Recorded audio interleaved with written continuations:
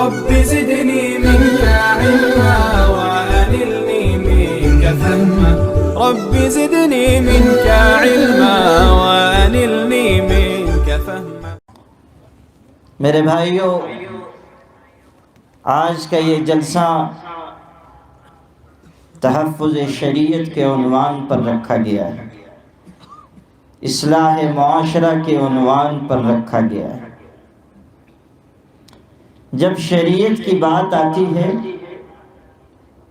تو عام طریقے پر مسلمانوں کا ذہن اس طرف جاتا ہے کہ شریعت پر جو حملے ہو رہے ہیں، مسلم پرسن اللہ پر جو حملے ہو رہے ہیں، ان کو روکا جائے، یا یہ موضوع اسی سے متعلق ہے۔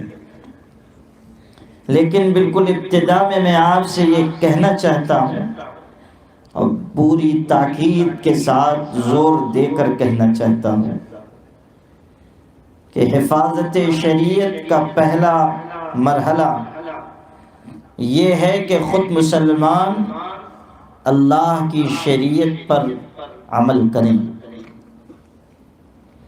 اللہ کی شریعت پر ہمارا آپ کا عمل جتنا مضبوط ہوگا، شریعت اتنی ہی مستحکم رہے گی، اتنی ہی محفوظ رہے گی۔ یہ خیال کرنا کہ جو باہر سے کیچڑ اچھالا جا رہا ہے پہلے اس کو روکا جائے، اور شریعت تو ہماری اپنی ہے، ہم جو چاہیں گے شریعت کے ساتھ کریں گے، یہ مزاج اچھا نہیں ہے۔ عام طریقے پر مسلمانوں کا ذہن یہ ہے کہ ہم چاہے شریعت کے ساتھ جو بھی سلوک کریں، کسی اور کو اجازت نہیں ہے کہ وہ شریعت پر حملہ کرے۔ یہ معقول بات نہیں ہے۔ ہم کو آپ کو یہ ذہن بنانا چاہیے کہ اللہ کی شریعت پر عمل ہماری سب سے پہلی اور بنیادی ذمہ داری ہے، اور باہر کے حملے اتنے خطرناک نہیں ہوتے جتنی خطرناک اندر کی کوتاہیاں ہیں، جتنی تکلیف دہ ہماری اور آپ کی بے عملی ہے۔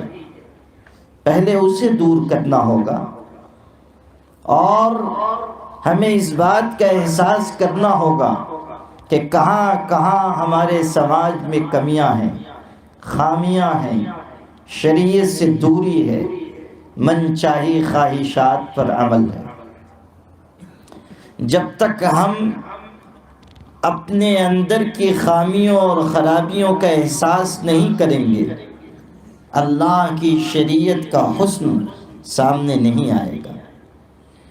اس لیے بالکل شروع میں یہ بات آپ سے کہنا چاہتا ہوں کہ آپ اس اجلاس سے یہ پیغام اپنے دلوں پر نقش کر کے لے جائیں کہ اللہ کی شریعت ہمارے آپ کے لیے ہے، ہمارے آپ کے عمل کے لیے ہے، اور ہم سب سے اس بات کا مطالبہ ہے کہ ہم اللہ کی شریعت کے مطابق زندگی گزاریں۔